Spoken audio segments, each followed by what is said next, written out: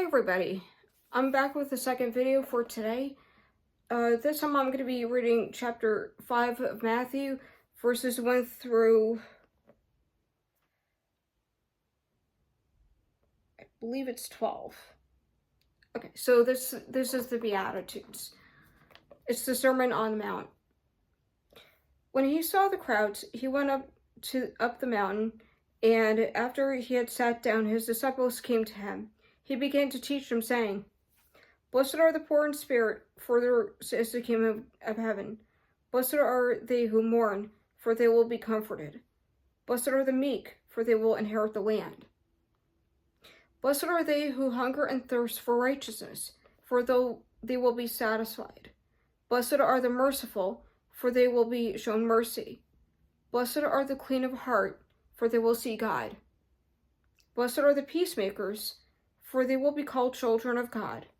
Blessed are they who are persecuted for the sake of righteousness, for theirs is the kingdom of heaven. Blessed are you when they insult you and persecute you and utter every kind of evil against you falsely because of me. Rejoice and be glad, for your reward will be great in heaven. Thus they persecuted the prophets who were before you." That's one of my other favorite readings of the gospel. I really like the Beatitudes. And I don't have a favorite book of the gospel, but I really do like that one because this really puts a lot of emphasis on how we are to live as Christians and how we are to follow the Lord.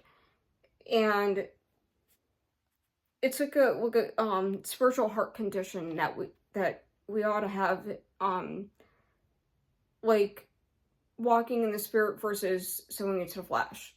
Now, obviously, God doesn't want us to sow into the flesh. He wants us to walk in the spirit, and I think this just has a lot to do with it because, I know that none of us are perfect. I know I am keenly aware of that. None of us are, but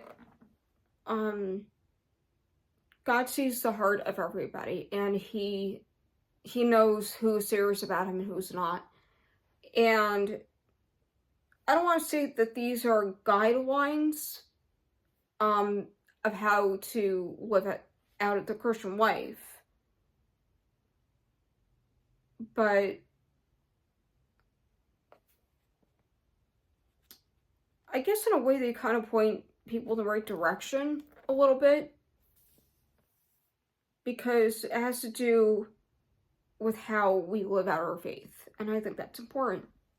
Bye, guys.